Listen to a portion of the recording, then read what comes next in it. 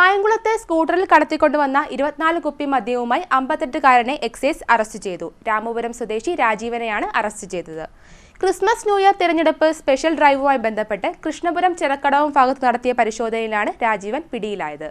കായംകുളത്തെ excise range സംഘം Christmas new year തെരഞ്ഞെടുപ്പ് special ഡ്രൈവുമായി ബന്ധപ്പെട്ട് നടത്തിയ പരിശോധനയിലാണ് 24 കുപ്പി മദ്യവുമായി സഞ്ചരിച്ച ആളെ പിടികൂടിയത്. കൃഷ്ണപുരം ചിറക്കടവം ഭാഗത്ത് നടത്തിയ പരിശോധനയിലാണ് സ്കൂട്ടറിൽ കടത്തിക്കൊണ്ടുവന്ന 24 കുപ്പി മദ്യവുമായി പത്യൂർ വില്ലേജിലെ രാമപുരം രചനയിൽ വീട്ടിൽ രാജീവൻ എന്നയാളെ അറസ്റ്റ് ചെയ്തതെന്ന് എക്സൈസ് ഉദ്യോഗസ്ഥർ പറഞ്ഞു.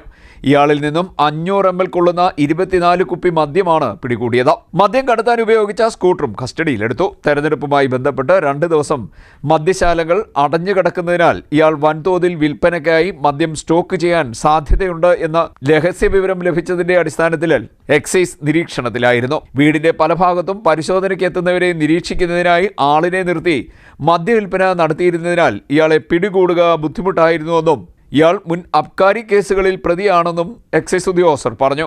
പ്രതിയെ കോടതി റിമാൻഡ് ചെയ്തു. അസിസ്റ്റന്റ് എക്സൈസ് ഇൻസ്പെക്ടർമാരായ മണിയനാചാരി, അബ്ദുൾ ഷുക്കൂർ, സിഇഒമാരായ ദീപു, രംജിത്ത്, അരുൺ വി, വനിതാ സിഇഒ സവിതാ രാജൻ എന്നിവർ പരിശോധനയിലും തുടർ നടപടികളിലും പങ്കെടുത്തു. CDNet news, Kayamkulam.